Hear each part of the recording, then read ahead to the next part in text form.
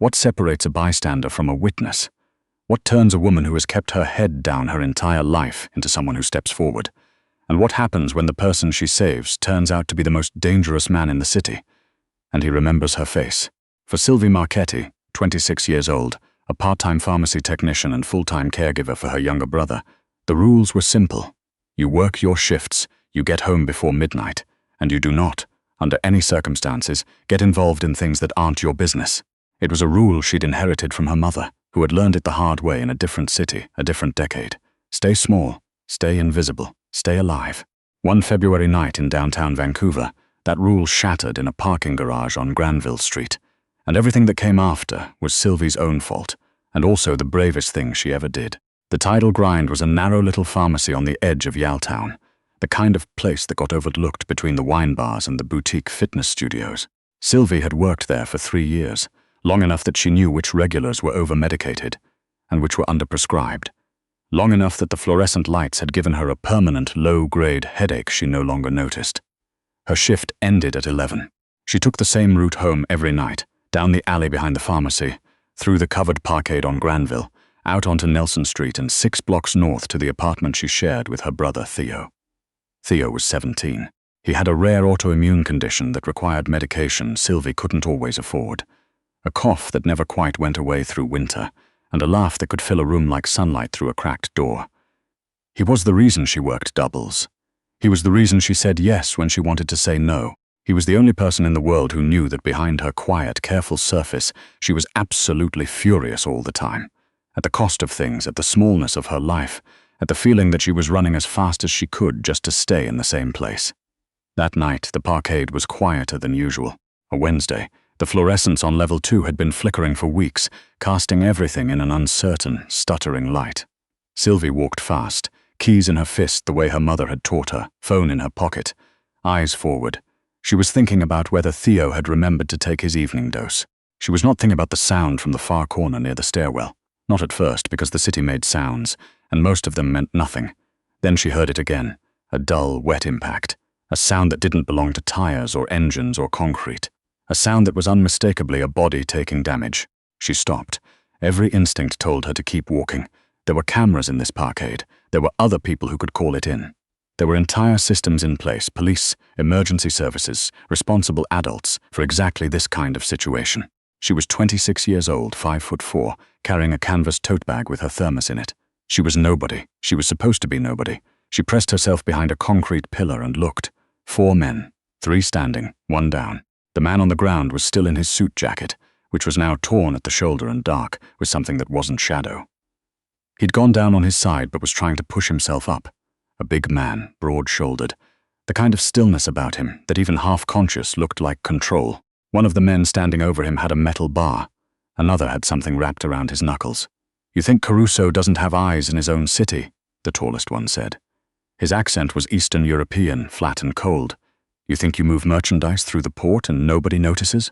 Mr. Sterling sends his regards." The man on the ground, the one they'd called Caruso, spat blood on the concrete and laughed. It was the worst possible sound.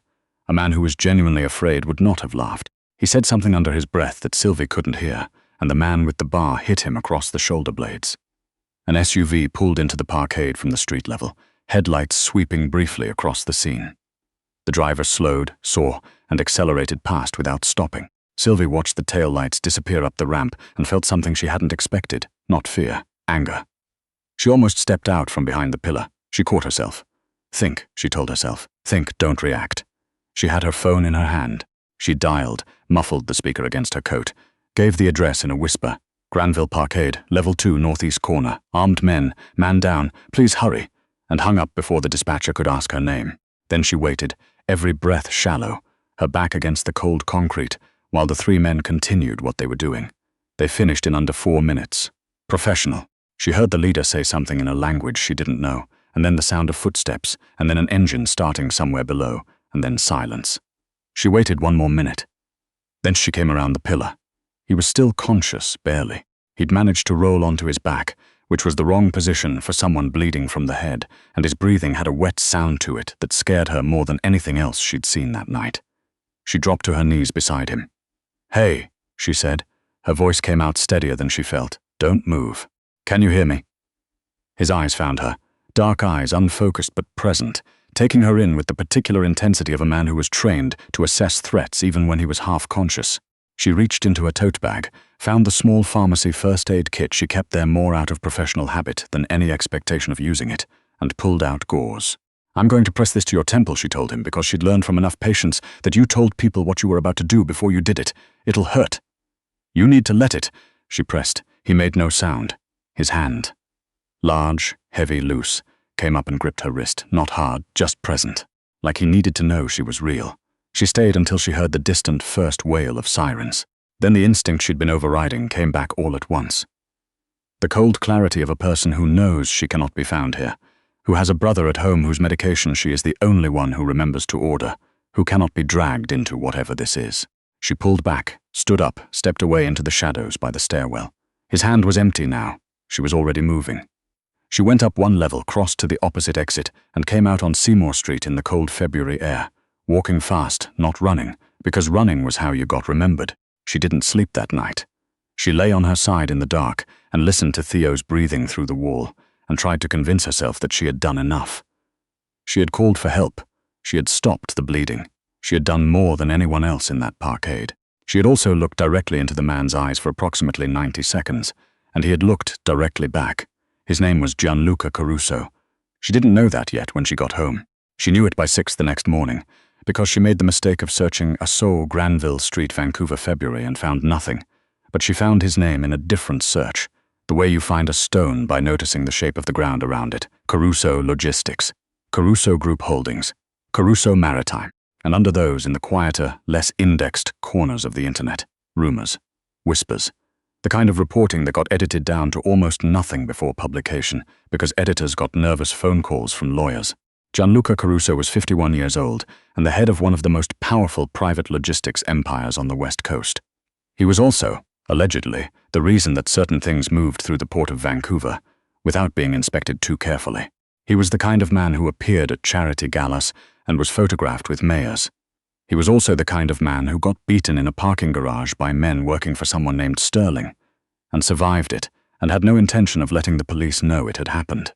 By the time the morning news ran with nothing, no incident report, no ambulance call logged where she expected it, no witnesses, Sylvie understood. His people had gotten to him first. The 911 call had been absorbed or rerouted. As far as anyone official knew, nothing had happened on level 2 of the Granville Parkade last night. She went to work, she came home, she told herself it was over. It was not over. 3 days later, a woman walked into the tidal grind 20 minutes before closing. She was somewhere in her 50s, impeccably dressed, with short silver hair, and the kind of posture that came from decades of being looked at. She didn't browse the pharmacy. She walked directly to the counter, looked at Sylvie's name tag, and said, "Miss Marchetti, I'm Renata." "No, wait, I'm sorry." A pause. "I'm Adele. I work for Mr. Caruso. He would like to thank you in person." Sylvie's hands went still on the keyboard. "I don't know who that is." Adele looked at her with something that wasn't quite amusement and wasn't quite patience. "You kept pressure on his head for 6 minutes in a parking garage on Granville Street. His concussion was severe enough that your intervention meaningfully changed his outcome." A pause. "He would like to say thank you, nothing else. You have his word." "His word," Sylvie repeated. "It's worth more than it sounds." Sylvie thought about saying no. She considered all the versions of no available to her. Polite, no. Firm, no. Please leave and don't come back, no. And then she thought about the way his hand had found her wrist in the dark, not threatening, just reaching, confirming she was real. And she thought about the 3 men with the metal bar, and the question of whether they knew someone had been there, whether they would want to know. "Tomorrow," she said. "Noon, somewhere public." Adele handed her a card. There was a restaurant name on it and nothing else. The restaurant was called Solstice. It was the kind of place that didn't have a sign outside, just a number on a brushed steel door in Cole Harbor. The maitre clearly knew who she was before she gave her name, which was unnerving, and led her through a room of mostly empty tables to a private booth at the back.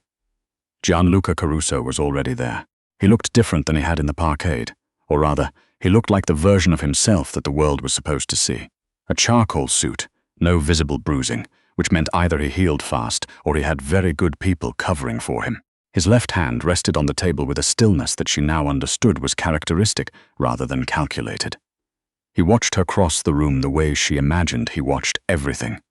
Not with aggression, but with the particular attention of a person for whom information was currency. "Miss Marchetti," he said. His voice was lower than she'd expected, and rougher. Not what she would have cast for a logistics billionaire. "Sit down, please." She sat. She did not say it was nice to meet him because it wasn't clear yet whether it was. "I wanted to thank you," he said.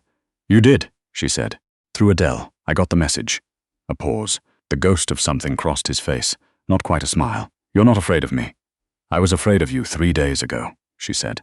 "Now I'm sitting in a restaurant at noon in Cole Harbor. The math is different." He studied her. "You're a pharmacy technician. Yes, you knew how to position me." "Recovery position," she said. "It's standard." "You didn't hesitate." She thought about telling him the truth, that she had hesitated, that every cell in her body had screamed at her to walk away, that the only reason she hadn't was some stubborn, stupid instinct she still didn't fully understand. Instead, she said, hesitating wasn't going to make the outcome better. He nodded slowly, like she'd said something that confirmed a theory he'd been running. "The 911 call was traced to your phone," he said. "It wasn't an accusation. It was information being shared. My people found it. That's how we found this." "Are we in a conversation right now, or is this a debriefing?" "We're in a conversation," he said. "I want you to understand that what you know, what you source, poses no risk to you. The men who did this have been located. The situation is being handled." "Sterling," she said. His expression didn't change, but something shifted behind it. "You did research. I do research when I'm frightened. It's a coping mechanism." She met his eyes. "What does being handled mean?" "It means they won't do it again." She didn't ask what that meant in practical terms. She found she didn't actually want to know. He asked her how she'd come to be in that parkade. She told him. He asked about Theo, carefully, almost gently, which surprised her, and she felt the hairs rise on the back of her neck, because it meant he already knew about Theo, and he was being polite about it rather than pretending he didn't. She told him anyway, because it was true, and because she had a feeling this man already knew more truth about her life than she was comfortable with. He paid for lunch. She hadn't ordered anything, but there was a bowl of pasta in front of her she'd somehow eaten half of. He stood when she stood, which was old-fashioned and slightly disarming. "This is finished," she said at the door. "Yes, yes," he said. "You have my gratitude and my discretion, Miss Marchetti. I hope you'll accept both." She accepted them. She walked out into the cold Cole Harbor air and thought, "This is finished. This is done. I saved a man's life and he said thank you, and now I go back to my life." She went back to her life. For 3 weeks it was quiet.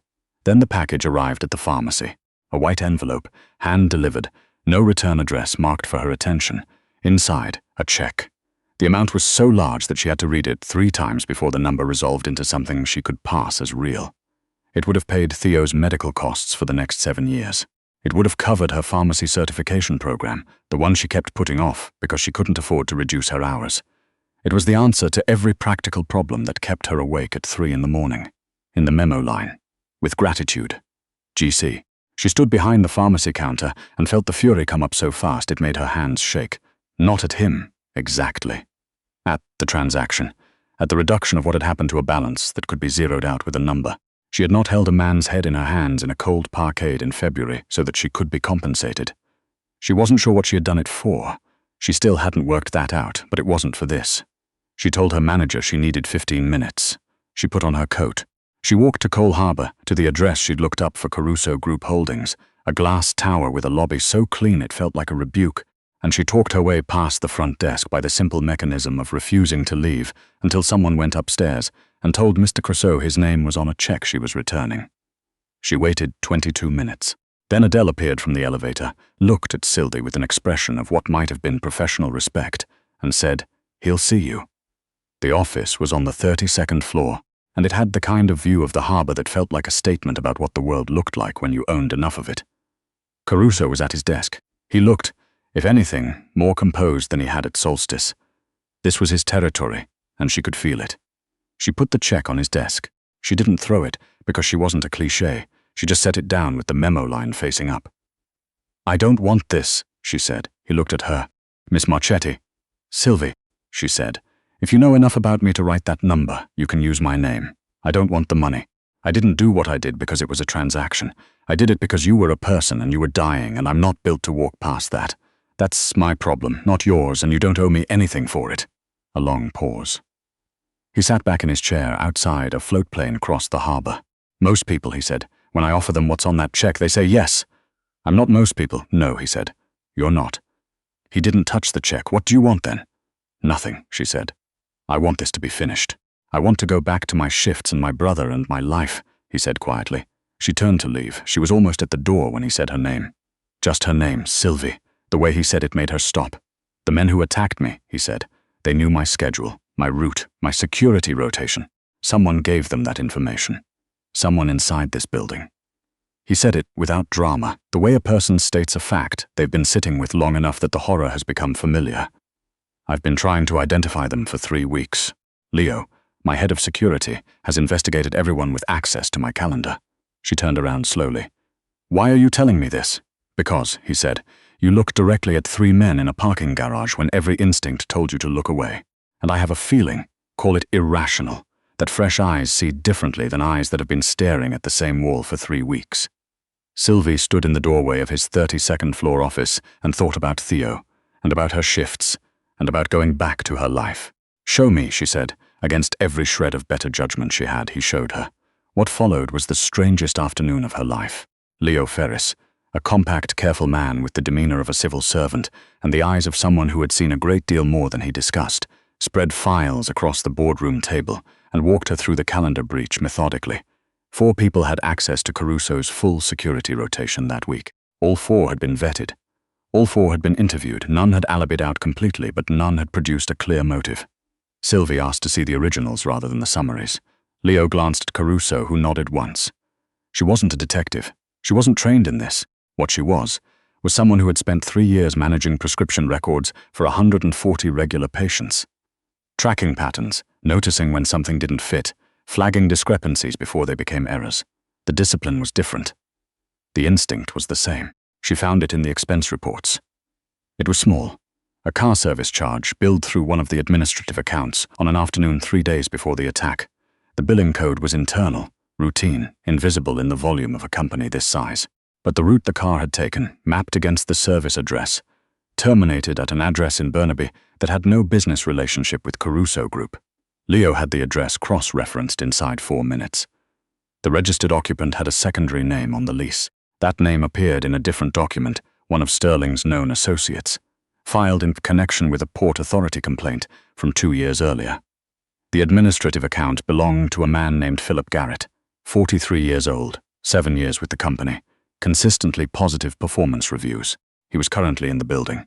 Sylvie watched the moment land on Caruso's face. Not surprised, she had a feeling he didn't surprise easily. It was something worse than surprise. It was the specific grief of a person who had trusted and found that trust had a price. Philip Garrett, he said very quietly. Leo was already at the door. What happened next happened quickly and without her. She was placed, gently but firmly, in a waiting room by Adele, who brought her tea she didn't drink and asked if she needed anything in a tone that suggested the correct answer was no. Through the wall, she could hear nothing. The building absorbed everything. An hour later, Caruso came to find her himself. He sat down across from her in the waiting room. He looked tired in a way that his composure didn't quite cover. It's been resolved, he said. She didn't ask what that meant. She'd decided, in the waiting room, that she wasn't going to ask that anymore. He gave Sterling the full security rotation, Caruso said. The route from Veritas, from Solstice rather, back to my building. Sterling wanted the shipping contracts. Garrett wanted the debt cleared. He paused. He has a family. I'm aware of that. What happens to him? Caruso looked at the window. He won't be charged. There's too much that would surface in a criminal proceeding that doesn't benefit anyone. He'll be dismissed. His financial relationship with Sterling has been severed. He'll be encouraged to leave the province. A pause that had something complicated in it. He will not be harmed. Sylvie let out a breath she hadn't known she was holding. That was your influence, she asked. Don't romanticize it, Caruso said. It was practical. A body creates problems. An exile creates distance. He looked at her. But yes, knowing you were in the next room, it changed the arithmetic. She should have gone home. It was nearly 6 o'clock and Theo would be wondering where she was. She texted him a brief, uninformative message and stayed where she was. And the reason she stayed was that she wasn't finished being honest with herself about what was happening, and she needed another minute. Caruso walked her out when she was ready. Down through the lobby, out into the blue dark of a February evening on the harbor, the mountains above the city still holding the last pale light of the day. He walked beside her, not ahead, which she noticed. This is over now, she said. Truly over, for he said. Yes. Sterling is a problem I have to continue managing. But you're not a part of that. Good. A pause. The water moved in the harbor below them. A seal surfaced briefly and was gone. "You found something in 20 minutes that Leo didn't find in 3 weeks," he said. "Leo was looking for a who," she said. "I was looking for a what that didn't fit." He was quiet for a moment. "I'd like to offer you something. Not money." He said it quickly, like he'd read her. "There's a logistics board I sit on. They're looking for someone to run compliance, checking for irregularities in billing, routing, contract terms. It's part-time, to start. It pays 3 times what you make at the pharmacy." She stopped walking. "You want to hire me? I want to offer you a choice," he said. "You said you were training for your pharmacy certification. That program at BCIT, it's evenings. The compliance work is days. They don't conflict." She stared at him. "You looked up my program. I told you. I do research when I'm interested." She stood on the harbor walkway and considered the shape of her life. Theo's medication costs, the certification program she kept deferring, the 2 jobs and the fluorescent headache and the feeling of running in place. And this man, this dangerous, complicated, careful man, offering her something that looked from one angle like a door and from another angle like a very elegant cage. "If I take this," she said, "and it turns out to be a way of keeping me in your orbit so that I'm a controlled variable in your risk management, I will find out. I'm good at finding things that don't fit." The corner of his mouth moved. It was the first completely unguarded expression she'd seen on his face. "I know," he said. "That's why I'm asking." She went home. She made dinner. She sat across from Theo while he ate and talked about a video game with the total commitment of a 17-year-old who had never once been made to feel that his interests didn't matter. And she thought, "I kept him. I built this small, careful life and I kept him in it." She could keep building carefully. She could go back to the title grind tomorrow and the day after and the year after, or she could step forward again. She called Adele in the morning. The first 3 months were strange. The compliance work was real, genuinely real, not manufactured busy work. And Sylvie was good at it in the particular way you're good at something that turns out to have been what your brain was shaped for all along. She found 2 billing irregularities in the first month that saved the logistics board a significant sum. She found a routing discrepancy in the 3rd month that turned out to be the leading edge of an attempted contract fraud. Leo, who had regarded her with polite skepticism at the start, began seeing her on things unprompted. Caruso himself she saw once a week. Board meetings, then briefings, then something that started to feel less like briefings and more like conversations. About the work, about the port, about the city and how it had changed, about Theo, who had started asking about apprenticeship programs and was, Sylvie reported, driving her completely insane with optimism in the best possible way. Caruso listened the way very few people listened, which was all the way, without the pause that meant they were preparing what to say next. She did not miss what was happening between them. She wasn't naive. She catalogued it the same way she catalogued discrepancies. Noted, flagged, not yet resolved. One evening in late May, he walked her out of the building after a board meeting that had run long. The city was warm for the first time that year. The harbor was shot through with the last flat gold of the day. "You're staying," he said. It wasn't entirely a question. "I'm staying," she said. "For the work." And she looked at him. She'd been looking at him steadily for 5 months now. She'd seen him in the boardroom and in the briefings and in the waiting room. Tired after the Garrett business, when his composure had slipped just enough for the actual person inside to be visible. She'd seen the way he held the city's fear like a coat he'd stopped noticing he was wearing. She'd seen him listen to her like she was the most interesting problem he'd ever been handed. "And," she said, "because I think you're trying to be better than what you built. And I find that interesting." That's a careful answer. "I'm a careful person. You weren't careful in the parkade." "No," she said. "I wasn't." The harbor was quiet. Somewhere behind them, the glass tower held all its complicated machinery and history and debt. And somewhere across the city, Theo was probably gaming and definitely not asleep. The mountains held the light long after the streets went dark. She didn't step toward him. She didn't step and owe something, he said. His voice had that particular quality she'd come to recognize, the lower register he used when he wasn't performing.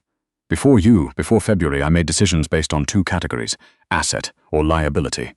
That was the entire framework. A pause. You broke that framework in a parking garage in under 10 minutes, and I haven't been able to rebuild it. Good, she said quietly. He looked at her. The framework was wrong, she said. You don't need it rebuilt. A long pause, and then his hand came up, slow enough that she could have stepped back and rested against her jaw. Barely, like a question rather than a claim. She didn't step back.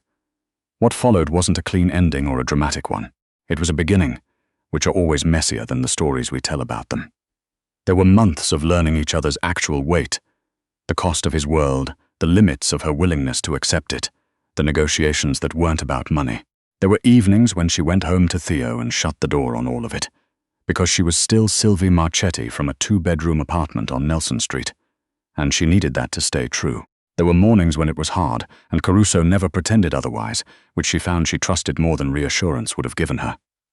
Theo met him in July and said afterward, with 17-year-old directness, "He's intense." Then, after a pause, "He listens, though. Most adults don't actually listen." Sylvie thought about that for a long time. In September, Caruso stood at the front of a meeting with his senior board, 10 people who ran the actual operational core of his world, and said her name. He said what she had done in February.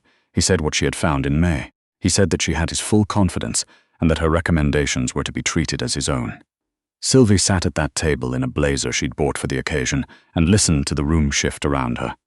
She felt the weight of 10 assessments landing and recalibrating.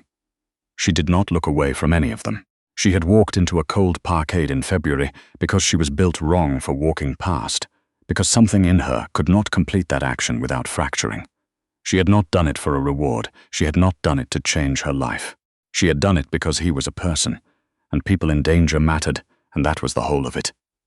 What grew from that was not what she had chosen. It was what happened when you stepped forward without knowing what came next, and kept stepping and refused to let the fear make the decision for you. She picked up her pen. Across the table, Caruso was watching her with an expression she had learned to read. Not pride, exactly. Something more specific than that. The particular look of a man who has spent his entire life calculating the value of things and found, for the first time, something he couldn't price. She opened the quarterly compliance report to the first page and began.